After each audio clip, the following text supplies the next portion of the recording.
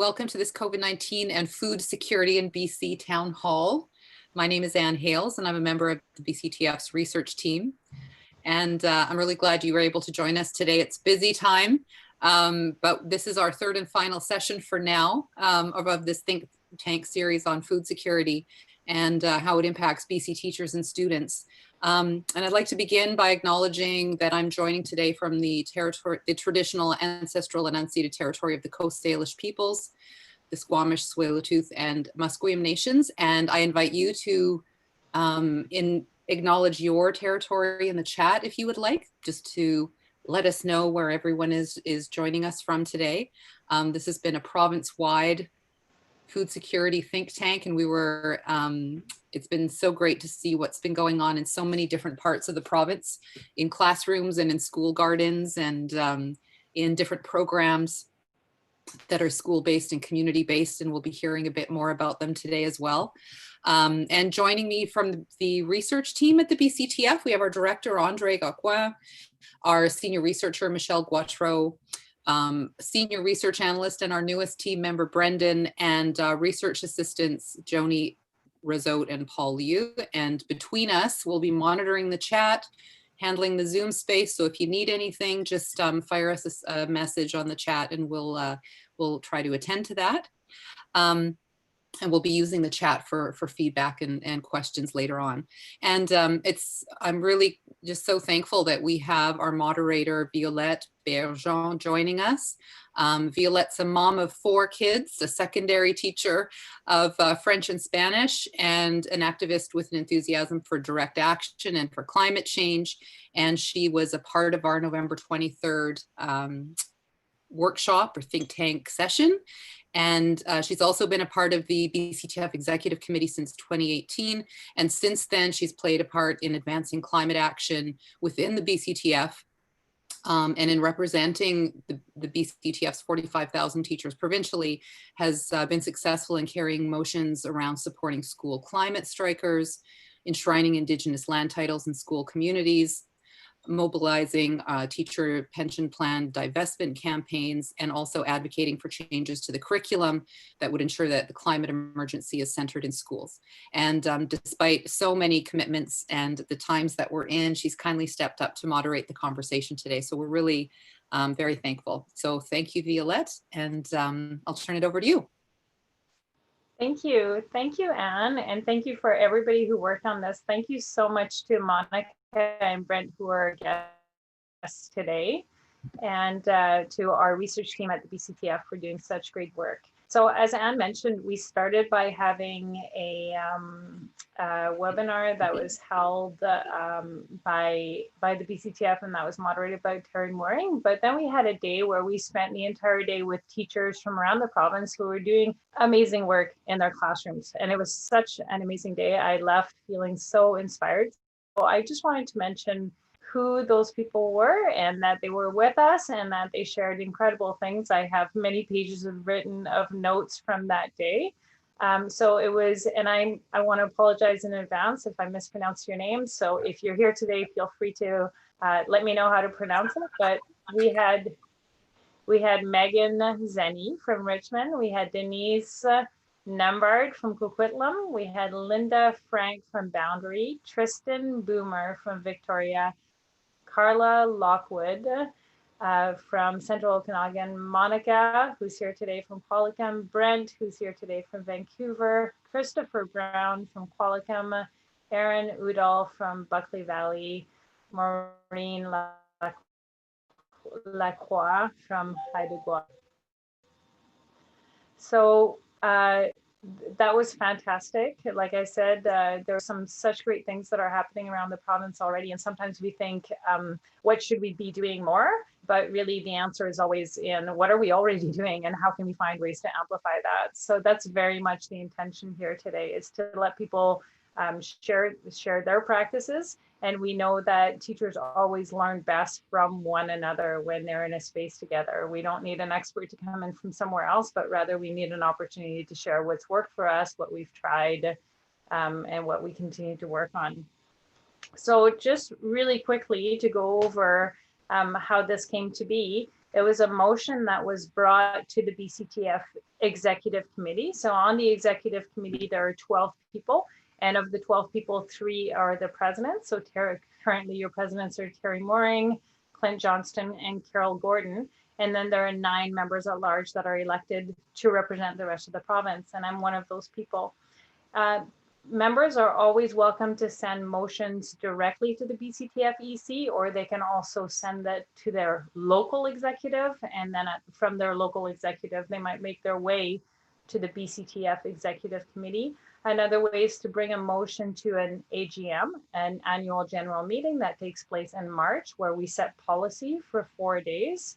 And another way is to bring a motion to a rep assembly that happens 3 times a year, once in the spring, once in the winter, and once in the fall. So this was a motion, and if you're not familiar with motions and Robert's rules, a motion is really just an idea that is sent forward. It's something that you want to see your federation execute, something that you want to see become an actionable piece.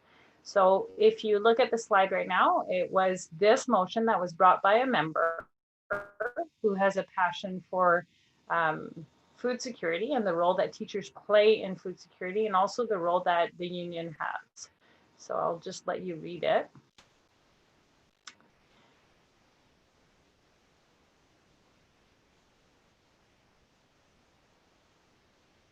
So of course, when this motion arrived at the BCTF EC, we knew that we needed to investigate it further. We know very much that teachers play a role in food security for our students, but frankly, we know that whether a student has access to foods has massive consequences on the way that they are in class, the way that they're engaging with the teacher, the way that they engage with one another, the way that whether they can pay attention, whether they can behave. So those are all of the things that, of course, are pertinent to classrooms. And these are pictures that were sent by participations of that day webinar that kind of illustrated their relationship with food. So thank you for showing those, Andrée.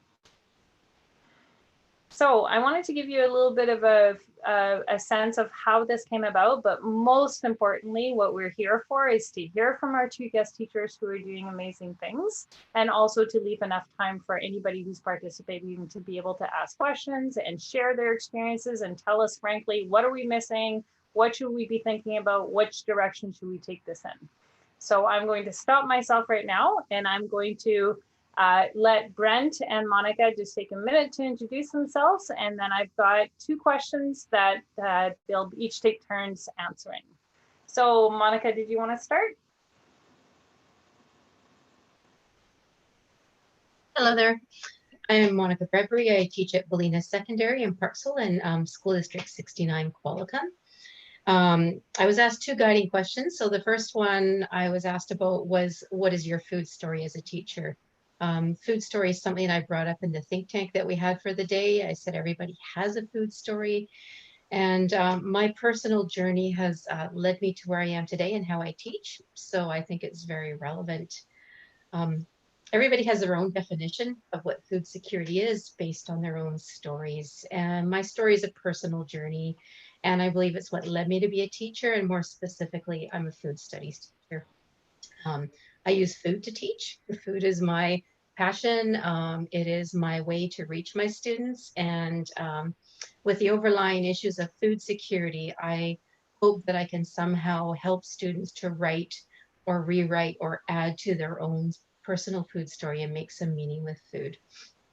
So my story, and I share this with my students all the time, starts with my childhood home and my family, because it's totally relevant to how and why I teach what I do. I grew up with Dutch immigrant parents. All our food was from the land. My dad and I fished, my dad hunted, and we grew all our own produce, what we couldn't get at home. We bought milk from the neighbors, from their cow. We bought the pork from the farmer up the street. Everything was made from scratch. We preserved everything we could. And what we couldn't buy, we waited till $1.49 day Woodwards. Because if you guys ever had a Woodwards in your community growing up, it was the way to save money when you shopped. Also in my family, meals were always eaten together and shared with conversations. So I had a foundation. The seeds were planted. The roots were very deep around food. And that was all planted by my family. I never once felt poor or hungry or worried about my food because we took care of all of it.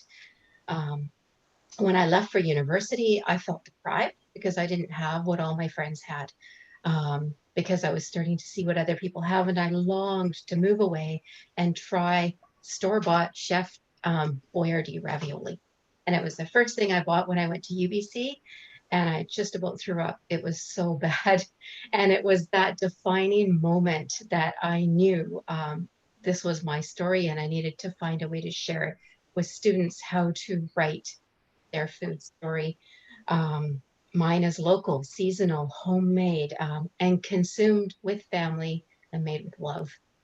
Um, it was filled with a deep appreciation for the land, for that grew my food, and for all the blessings around me. Um, we often talk about a lot of students and what they don't have, and what I try and focus on is look at what you have around you, and how can you write your story based on what's around you. Um, So that's what I work on with my students. Whether you have finances in your home or not, I believe there's a way to have food that's good for you, that fits in, that's culturally appropriate, even depending on whether there might be food in front of you that you don't know what to do with. My role is to teach them how to do something that would be appropriate for them. So my food story still revolves around all those principles when I work with students. That's my foundation. That's how I teach.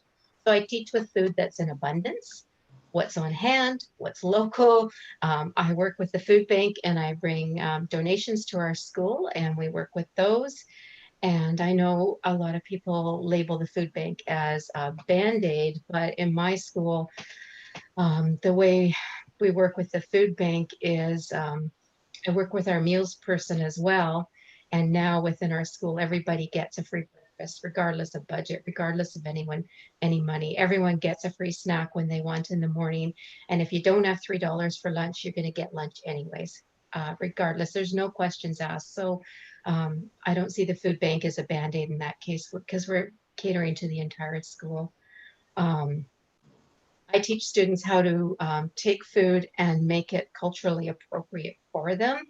And I teach them to understand the background to their food. I also work very hard at teaching kids to have conversations while eating. So in a foods lab, for instance, when you're making things, I actually have to take time to have the kids sit down and enjoy their meal together, make a cup of tea and have a conversation, because they all want to take that fork and put it into the one bowl and sit there and eat while they're standing up together. And because not many people sit down together as a family anymore and have a meal, and it's a skill that's lost.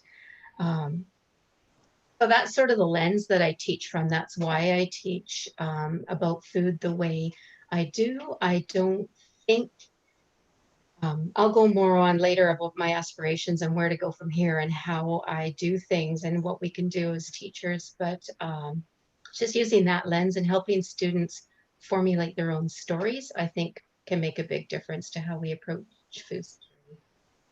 Thank you. Thanks so much, Monica. And I love what you're drawing the parallel between or really emphasizing the intentionality behind sitting down with some food, right? And I think we've all seen that, kids shoving food into their face, and even ourselves. So I love the idea of like, no, actually sitting down and recognizing what's in front of you, and also doing it as a family as much as you can. Thank you. Brent, I'm wondering if you could introduce yourself and then also talk about that very question. What is your food story as a teacher? Fantastic. So my name is Brent Mansfield. I am an elementary school teacher at Lord Roberts Elementary in the West End of Vancouver, so an urban, diverse neighborhood. I am actually this is my third year. I teach edible education as a prep teacher, and I'll speak a little bit more to that later, as well as grade 5 on Fridays, just due to the nature of prep and such. So for me, my food story probably comes a little bit later and is connected to some of my own vocational understanding of what my role as a teacher and my journey largely professionally and vocationally over the last 15 years. So for me, one of the things I love about food, it is both an end and a means. So as an end, as a teacher in my own food story, I understand that all students to thrive at school need to be able to be well nourished, to pay attention, and to succeed. And we know that without that they don't. And the flip side of that, I think something that I always hope to bring is that kind of vision of what could schools be with food as a central part of it, and how can we see that role of students thriving and the role that food can play in that. And that's not just those who don't have food. I mean, I think when we're looking at current diets in the modern society and the busyness of parents and everything going on, the opportunity that we have to nourish all students and make sure they're set up to learn their best and to promote health and well-being across all students that are part of the public system. But I really see that to be an equity issue that is kind of a base of meeting that need for all students. I also think food is a powerful means. And as a teacher, to me, it's not just about meal programs. It's about how do we integrate that deeply within education. So in my experience as a teacher and in all the work that I've done, hands-on food education is the most engaging and inspiring way that I have found to teach almost anything. Right. And I think those of you who have experienced this, food connects to everything. Food is the grand connector. And I think not only is it kind of all of our curricular and cross-curricular competencies and content, it is about supporting student health and well-being. It is about the connections to climate change. It's one of the most powerful ways for students to understand who they are in relation to climate and society, culture and race. I mean, I teach at a school that has 44 different first languages.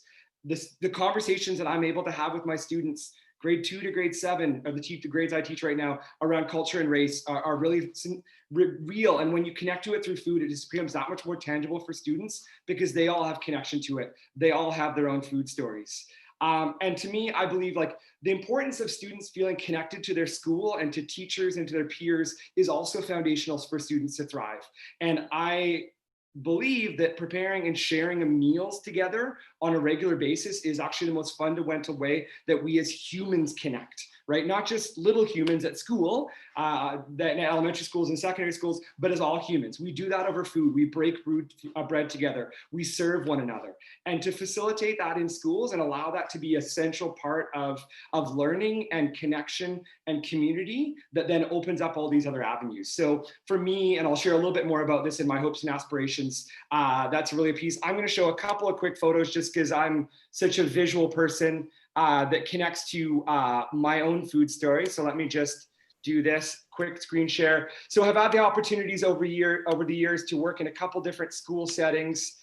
The first one was actually originally not as a teacher. It was actually supported through the Health Authority and working at Grandview Uquiniq in the East Vancouver, and had the opportunity to facilitate a garden program and salad bar. And an amazing experience working in a community that a lot of urban Aboriginal population, using food as that floor to kind of bring everybody up. Had an amazing salad bar that built on the existing lunch program. Also, while I was there, had the opportunity to work with the school board on developing a school food garden policy and how do we actually allow those gardens and outdoor spaces to be seen as kind of ideal learning environments for students and teachers and communities. The fun part on Zoom. I also then had an opportunity, I actually left teaching. So part of my story is I left teaching for 7 years. And part of that was originally to go out and work at UBC in the Faculty of Land and Food Systems on a project that worked with Vancouver School Board and teachers called Think and Eat Green at School, looking at the way that food can be central. Had the opportunity to work with nonprofit and charitable partners that support schools, Growing Chefs, EYA, many others. And was able to, in my role, be a community liaison to the school board and to all these partners, facilitated a lot of professional development, which I'm going to come back to. It's a key part, learning from each other. So you see a lot of circles, you see a lot of experience. The same thing that I believe I want to facilitate with my students now, we did that with teachers and parents and activists from across the spectrum working in the kind of the school's food sphere. Also had the privilege to get my master's while I was there. I then fully left teaching and worked for a provincial food policy organization. And part of that, with my heart as a teacher, got involved nationally with the Coalition for Healthy School Food, which is a now coalition of 140 plus members from coast to coast to coast in Canada, advocating for a cost-shared universal school food program in Canada. So that was a lot of my focus and my activism was around how do we support that? Canada is the only G7 country without a national school food program. Why is that? Why do we have the narrative that this is something that needs to be private and at home and kind of sent from home? So that's been a lot of my work.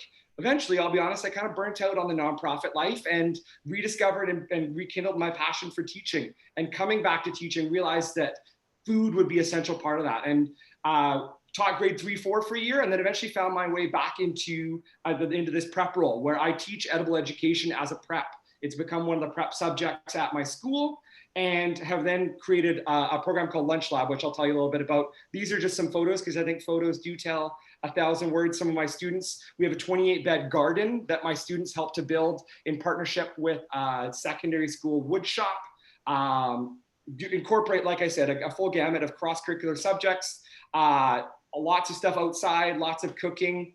Also, the food from the garden, kids just munch on. It comes into cooking activities in my class, as well as more recently in the last year and a half, partnering with growing chefs and fresh roots to actually create a lunch program where grade 5, 6, 7 students actually apply to be on a chef team.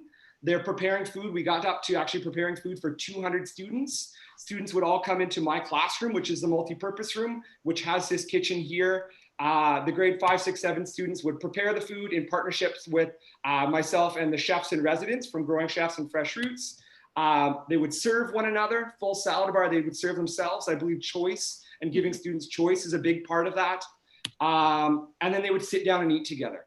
I would have upwards of 200 people in the multi-purpose room, my classroom, and it would be more calm and civilized than when I had 25 in my own, I believe to be engaging edible education classroom. We did, I think 40 lunches in the past year before COVID hit, and no behavioral issues. Kids would line up, they'd come through, kids would actually volunteer some of their own lunchtime. I can get into the details. It was one of the most beautiful things I've ever experienced in my life. We had many guests come. You can see the kind of food that these kids are eating. And then I'll leave that for the next question. Yeah, thank you so much. Thanks. What inspiring work. I love it. So I'm going to go on to the second question, and I'm just going to ask you to take 2 or 3 minutes to answer the second question, because I know a lot of questions will come from the panelists, and then it'll allow you to delve more into your own experience. So the second question is, what are your hopes and aspirations for where we go from here? And this is a truly actionable one, something that people who are watching and people who will watch the recording of this later want to know. How do I make this happen in my own classroom? How do I make this happen in my school? How do I impact my school community so that we are resilient to future disrupting events like we have currently? So do we want to go Monica and then Brent?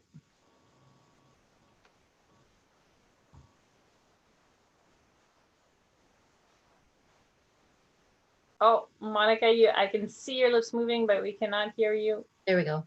Awesome. Better? Okay. Yes. Good. I've made a list of a lot of small things because I think we can start small and go big. Brent, you are phenomenal. You blow me away. Not everyone has access to that. So for me, every step I've taken has been a long, lengthy journey to get to the garden you see behind and stuff. But what you do is remarkable, and I will talk a bit about that. But I feel we need to present to teachers that we can start small somewhere. Everybody can start small somewhere and start planting those seeds, because little changes as a collective make a big change as a whole, right? So the narrative of one's food's choices can be a conversation that all teachers have with their students, and can be encouraged by BCTF, along with support about why we need to talk to kids about their food and their choices and how food comes about. I feel this whole project on food security with BCTF needs to continue. I think there needs to be an ongoing platform that I'd love to stay involved with to continue the conversations and encourage and support one another, so that we can go on and more teachers can just pop in and out and look for ideas, because doing a lot of the extra things can feel like just extra and too much and can lead to burnout. So to talk to people who've been there or just gather ideas, I think the conversation pieces are important. I feel that all students, regardless of their income, and I talked about this before, should have access to a meal at school. if it's needed at that time. So I talked a bit about our food bank partnership, and teachers are coming to me and telling me that the students, even from good income families, are thriving because of our free breakfasts, our snacks, and so forth. And they can think at school because they'll open the fridge at home and go, there's nothing to eat, and leave because their parents are gone to work early or whatever. So I think, you know, to carry on and just provide food that's healthy for kids, regardless of income, is important. I think being a foods teacher, all students should have a few weeks a year in a foods class, or in a situation like Brent's where they get to cook. I don't feel kids should graduate unless they have that. I've tried setting it up in my school, but it just doesn't work. And the admin said, not going to work. But I wanted to even offer just a 5-week crash course on how to do the basic cooking skills with a very low budget, so that they leave and they have the survival skills. And I think that's something we can champion as BCTF. Here are some strategies. Maybe this is how we can do it, and look forward to motioning that perhaps in the future. What else? I feel like we can work with programs like all the ones Brent talked about and all the other ones out there, and have some sort of, I don't know what the right word is, listserv or something with BCTF, where there's a collective of information. This is where you can go for resources here. This is where you can go for resources there. These people can help you with that. BC, like I volunteer with BC Agriculture in the classroom as well.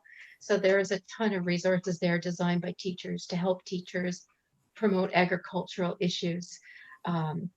We should also encourage ways for schools to host events like Brent's lunch program, or in my school, for instance, the last 13 years that I've been there, we host a Christmas lunch every year. So I talked to my colleagues, and not last year, but all prior years, staff donated the money. And out of my classroom, we fed a turkey lunch to the entire student population of 1,000 plus staff for free. And for some students, that was the only turkey Christmas meal they would ever have. And it's events like that that help students rewrite their food story. So just encouraging teachers to find ways to bring food together with the students. I also believe food security issues are bigger than the schools alone. And I don't think we alone can solve it as a BCTF, but we can certainly have a policy or a mandate. I think a lot of it has to do with the change with society and families and societal norms, and both parents having to work and on, that affects the food security in households. When I look at my background compared to what kids have now, there's not many kids where mom was home and you grew your own gardens and all those sorts of things, right? Brent gave some beautiful illustrations of school gardens, and behind me you see one of my school gardens. That is my partner one with a joint school that I work with, and then I have another garden that I'm converting to envision as well, edible plants. As one of my colleagues tells me, who's actually a participant in Alberta, but she says, Monica, for you it's beyond the garden box. And it really is beyond the garden box, because BCTF in the think tank day talked about promoting that every school have a garden. I think there's more to it than that. We have farms we can partner with. We have all the community resources. We have lots of ways we can talk to kids about purchasing local, which can end up being cheaper. So these are all things that are in process in our communities already, that we just have to work forward to presenting to the students. Thanks. Monica, I'm going to move on to, thank you so much for all of that. I'm going to move on to Brent, and then we'll open it up for people. So Brent, just in case you want what are your hopes and aspirations for where we go from here?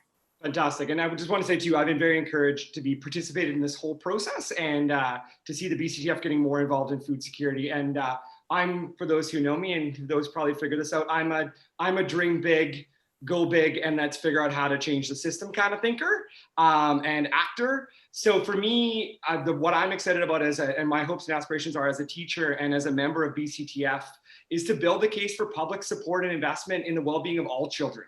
And it's not just a charitable response, or it's not just where there's a champion, that this becomes something that is possible at every school, because there is actually support, a mandate for, and funding to support. And there's a case being made across Canada. This also should be something the federal government is involved in as well, right? So how do we make that happen in Canada? How do we dream big and have the imagination to make that happen?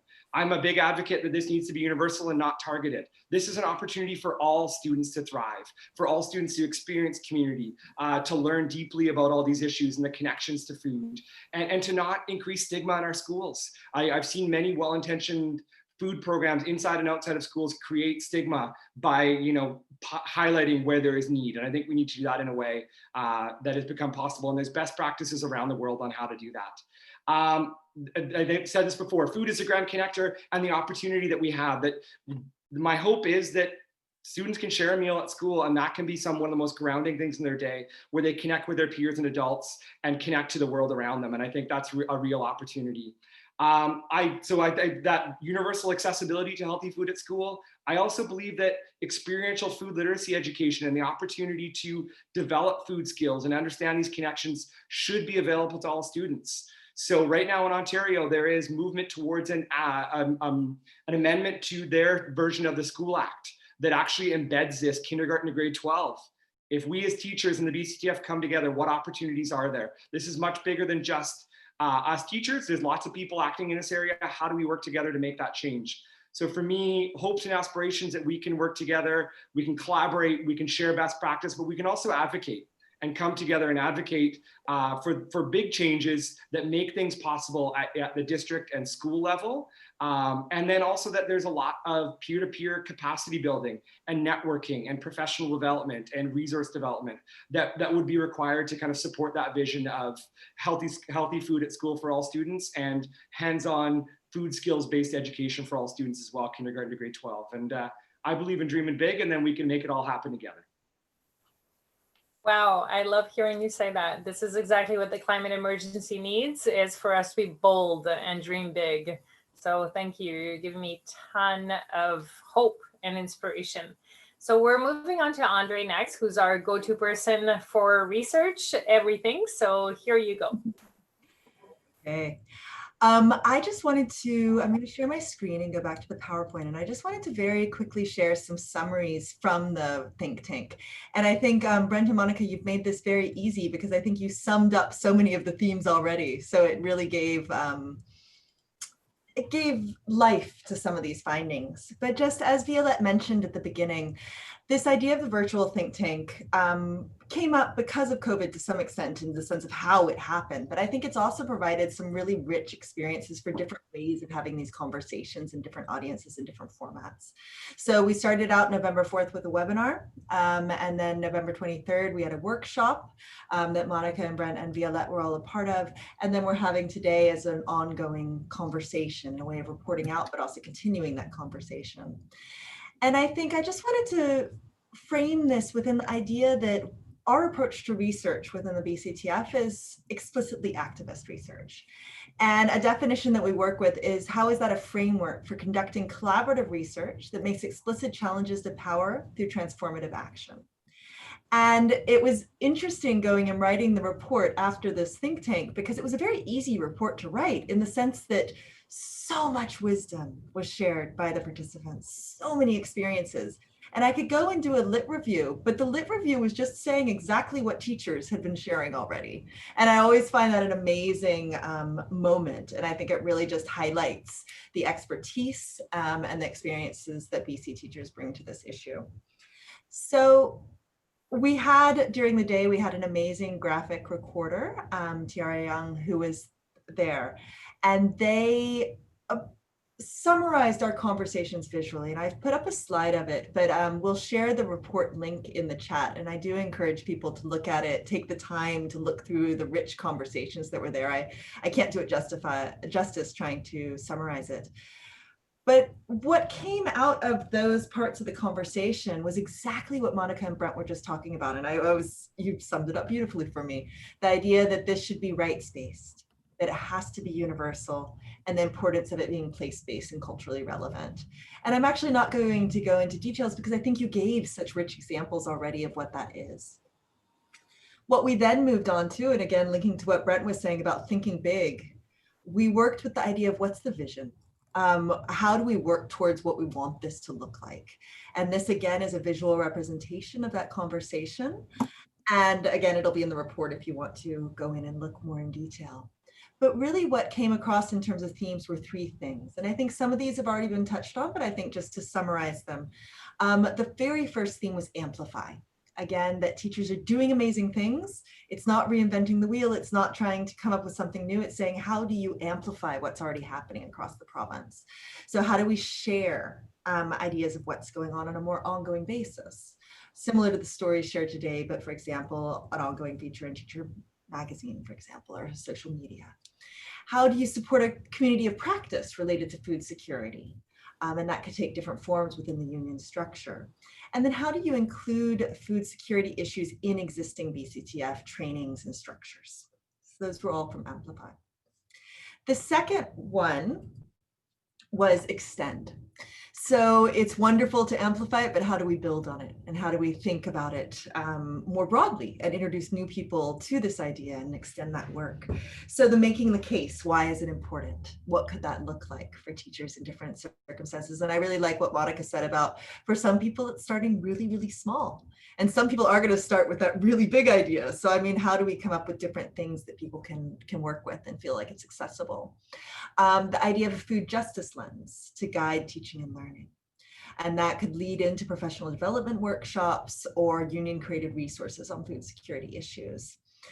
And then trying to think about how to link food security into existing school district structures. So for example, people mentioned there's helping teachers on different issues. How could there almost be a helping teacher type of position? How could it be linked to mentorship or community experts coming into the classroom? So again, thinking that that school garden, I think what Monica was saying, is not just that school garden, it's so linked to the community around it. And how do you build that into the structure of food security issues? And then the final comes back to what Brent was saying about how do you advocate. So all of these issues are so much bigger than one specific incident or one specific thing. They're linking to structural inequities and inequalities that I think COVID has really amplified as well.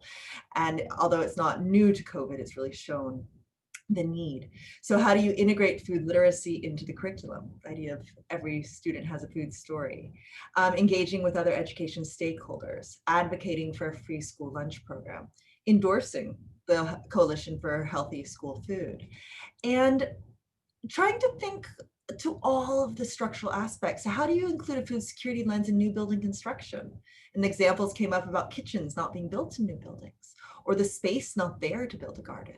And how does that also, safety and seismic safety obviously is very, very important. But with that, how do you bring in a broader view of school as a community? And so I'm going to end there so that we can open that up for questions. So I'll hand it back over to Violette. Thank you so much, Andrée, for summarizing all of the work that we did together. So I'd love to open it up and to hear from teachers. I know that although we have star panelists here with us today, we have teachers basically around the province all doing their own work in their own different ways. So is there anybody? So basically what we're asking, if people are, we want to invite people to the conversation. What we're asking is, do you have any projects that you'd like to share? What would help extend this work in your local or your school? What would you like to see from your union on this issue? And this is something that's particularly of interest to me because I'm always wondering, what do you need from us? What are we not thinking about? And of course it is absolutely teachers who are going to come up with the solutions for that because we're somewhere else, right? So being on the executive, I really, really want to hear from teachers. What do we need? How do we need to support them? So I know Michelle is going to be monitoring the chat. So Michelle, is there anybody that has a question or anything? Hi, thanks. Yeah, I just wanted to, I saw in the chat that Yue, and please correct me if I'm mispronouncing the name, has a story that they would like to share. So we'd like to take this moment now to invite Yue to share the story that they have.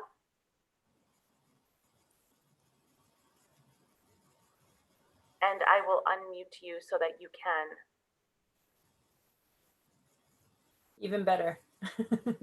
Hello. Yes, we can hear you. Well, good evening, ladies and gentlemen. It's very impressive to hear your stories and big visions. I think many good ideas and many impressive stories. The story I think is very long, but in short, 3 years ago, when my teacher, sorry, my daughter enrolled in high school and just enrolled in a small program of cafeteria. When they were in dilemma situations. So we talked about a lot about a student's food security, climate change, all of those topics. We finally got an invitation from CBE to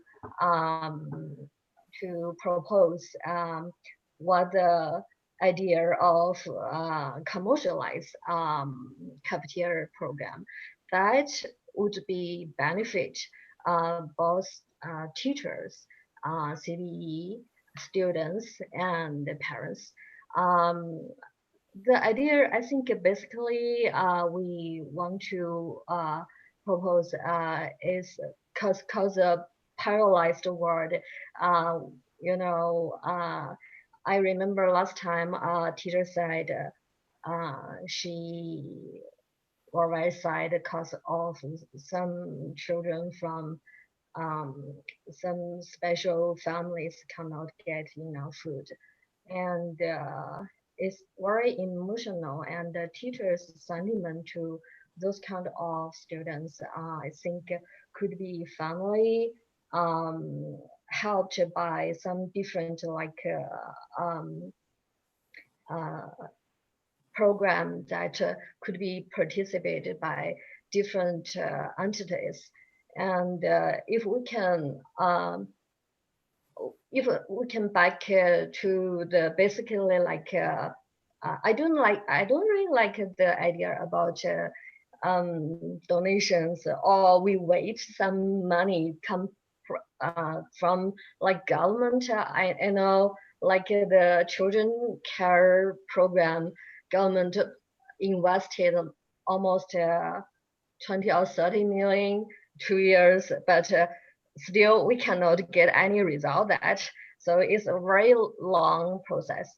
But if we can have some like trials in 1 or 2 schools, like we can initiate the program like cafeteria, commercialize this in the school system.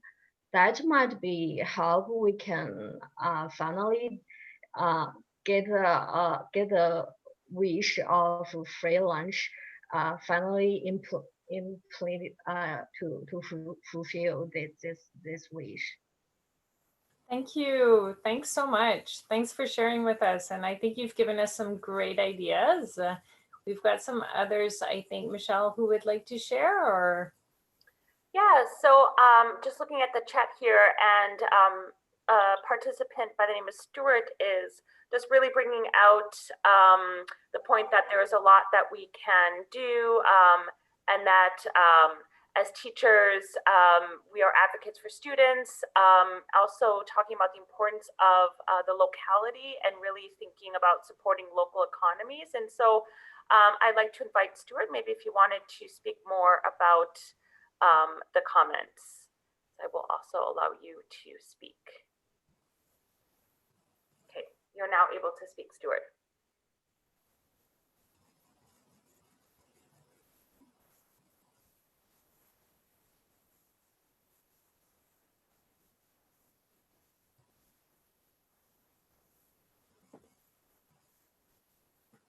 Maybe if we don't hear from Stuart, are you able to let us know in the chat whether you're able to talk?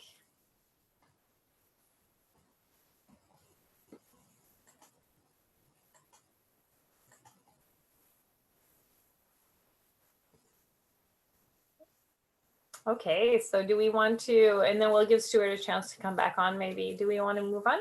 Sure. And so we have a question here from Norberta.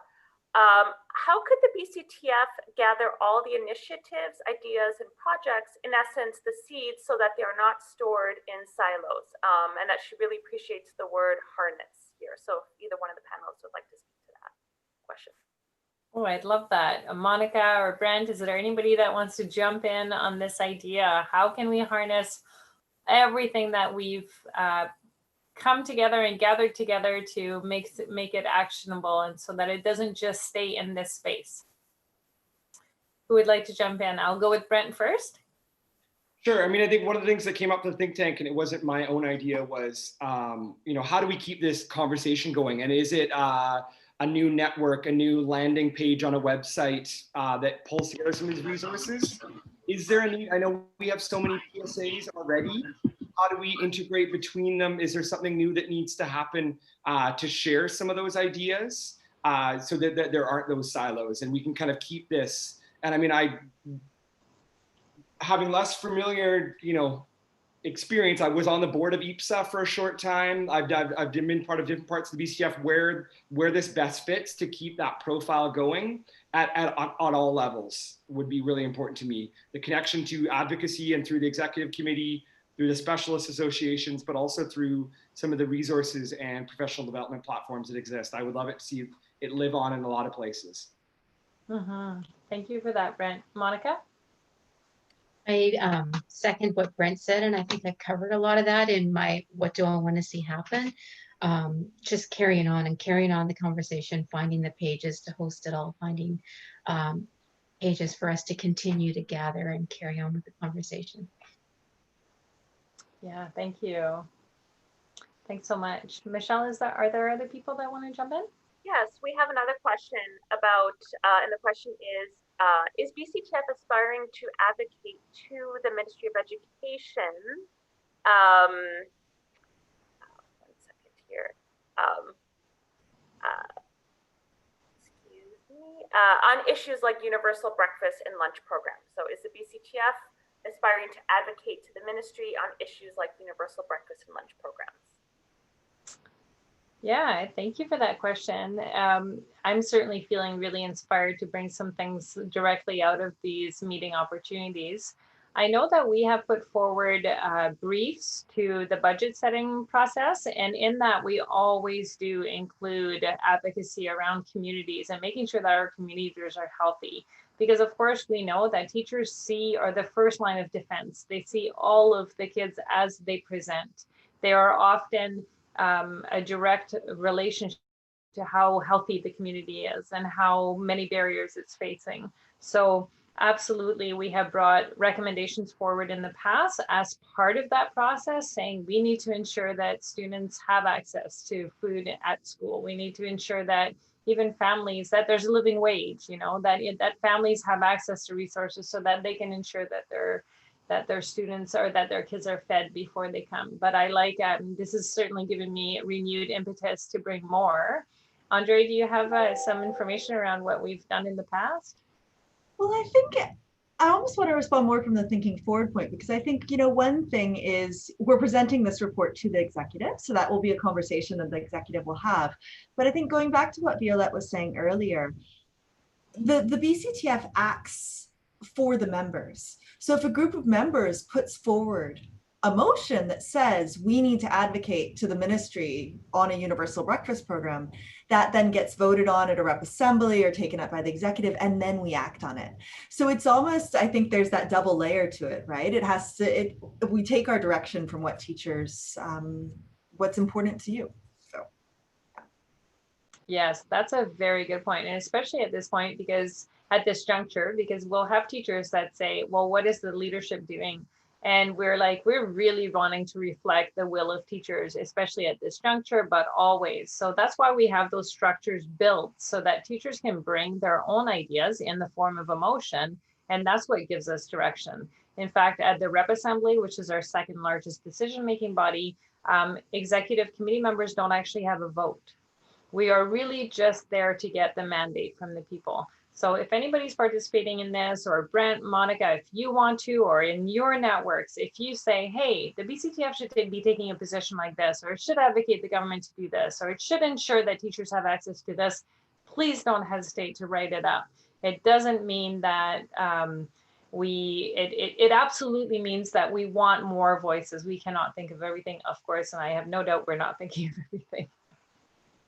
Michelle, are there more people that want to jump in? Yeah, I just want to raise a shout out to Sarah Kim, who is participating. And she was one of the panelists at the initial webinar.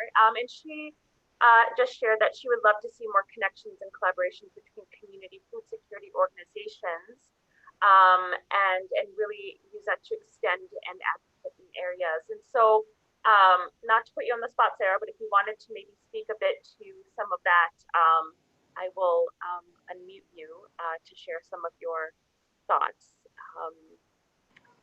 Thanks, Michelle.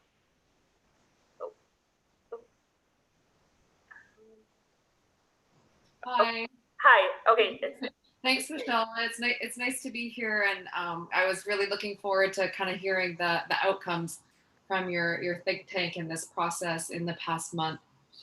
So I'm really happy to hear that teachers have come together and that this sounds like initial steps. And as Monica mentioned, I hope that these conversations will continue and the ideas and the aspirations that have been shared are I would say,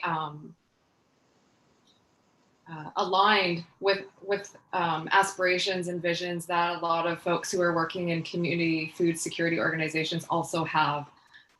And so I just would like to encourage teachers who are, wanting to work towards food security in their schools and their communities to really reach out to organizations who are also doing very similar work. When I was reading the action plan and particularly the extend and advocate areas, I really can see how community organizations could come in and support those initiatives also. So again, encouraging that. And I did just post a couple of resources that I've just recently come across in the chat. One is from UBC and the Land and Food Systems. They've just created resources for educators on food justice. And then Food Share Toronto out in Ontario has also created resources for educators. And realizing that their, Ontario curriculum, I don't know what that looks like compared to BC's curriculum, but there could be some resources there that could be helpful for educators also. So just wanted to put it out there, and there is a lot of work that community organizations are doing that educators can really tap into. Thanks. Thank you. Michelle, do we have time to hear from Stuart? That I see he's back on, I think. Yeah, and I also, Stuart's audio is back, and then we also have Aaron who has raised their hand. So maybe Stuart and then Aaron. Thank you very much, Michelle. Can everyone hear me? Yes. Okay, wonderful. I'm not sure exactly what happened. I lost audio and the ability to share there, but thank you.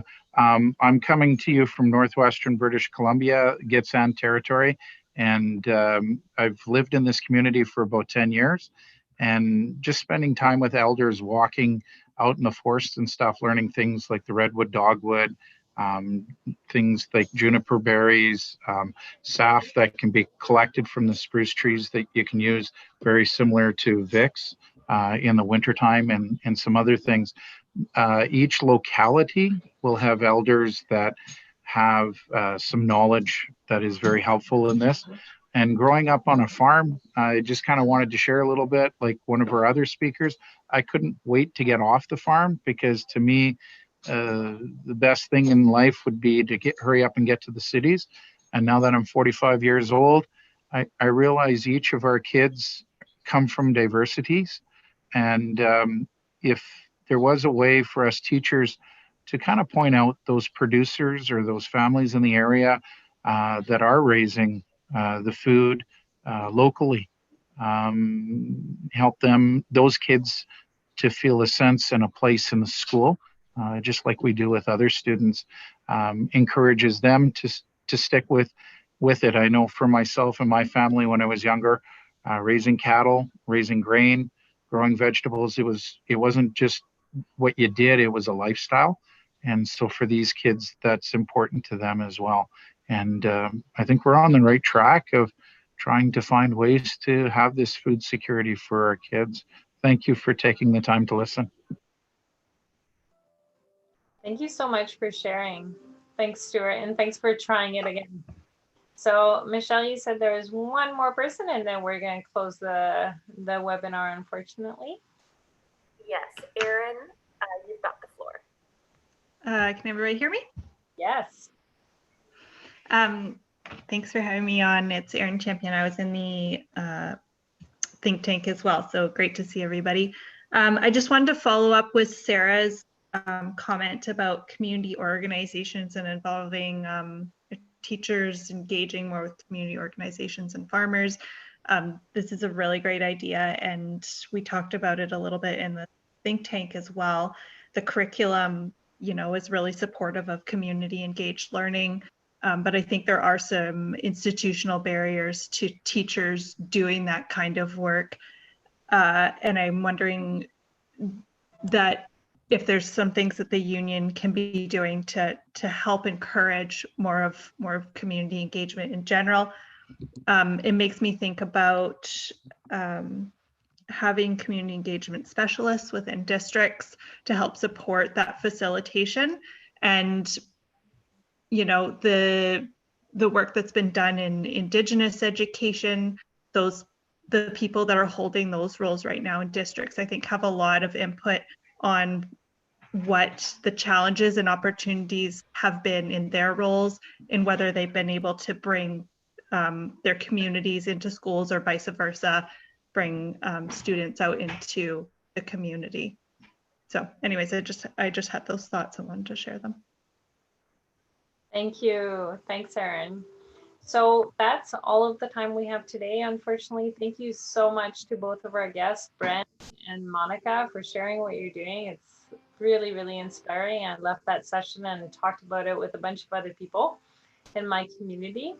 Thank you so much for everybody in research who put this together and made it all happen and wrote this wonderful report in such little time. I want to bring your attention to the links that are shared in the report so that you know where to find information about the different projects that are going on throughout the province. I'm really interested about hearing from you and about hearing from teachers about how we can facilitate more of these conversations and bring us more together. So I know we're going to put our minds to it. This is not the last you'll hear from us. We'll follow up with you, and we'll be hounding you for maybe giving workshops at a New Teacher Conference and sharing all of the amazing stuff that you're doing. We can always give you support to do that. I know one of the recommendations, or an idea that came from our day together was, sure, I don't mind giving a workshop, but give me a little bit of release time to plan it, you know, sometime outside of my classroom. So we are happy to do that. And sometimes when you're on the EC, you don't think of that. It's not obvious. And of course it should be, but that's why we want to have this conversation, so that we can hear from teachers that say, hey, in practice, it's a great idea, but we need a little bit more support. So thank you to everybody who participated. And I'm really inspired, and I'm just going to give the floor to Monica and Brent if you want to say final last words. I'll just say thanks so much, all of you, for your commitment to this as well, and just feel hopeful about what we can all do together. And same for me. Thank you for the conversation, for the platform to come together and think collaboratively as a whole. Thank you. Feel free to also grab the link to the report that we shared in the chat and then share it on all of your platforms so that other teachers see what came out of our work together. And Andrée or Anne, does anybody want to jump in and say last? I think just to thank Violette for leading the conversation today. And yes, I very much see it as the beginning of a conversation that I hope will continue, and we will continue to engage. And I'm wondering if, like we've done with many of our other sessions, we'll send a follow-up to participants today that has the various links, and also folks shared articles and links to projects and various things and policy papers and IPSA statements. And I'm thinking we can probably, if Joni can maybe grab the chat if she hasn't already, I suspect she has, and we'll send a follow-up so that everyone can have access to all the links if you didn't end up catching all of them. Yeah, I just saw Erin put in the chat that she'd like the link to the report. Unfortunately, I just shared the Terry's article or Terry's interview with CBC, so that's not it, although that's very good also. But if somebody could share it, if somebody could share it for Erin, that would be great. Yep. And then finally, I just wanted to remind people who participate in this conversation that we have the Teacher Magazine, the publication that goes out. And if you are ever able to set a little bit of time aside, share your amazing pictures, Brent and Monica, and a bit of a write-up on how you did it, how you got started, what helped you, how other teachers who are approaching this work for the very first time and feeling overwhelmed, who they can go for support, where they can go. That would be fantastic. And again, that's something else that if you say, oh, sure, I'd love to do that, but I need a little bit of release time or I need some help, please communicate that with us and we can definitely try to work with you to make that happen.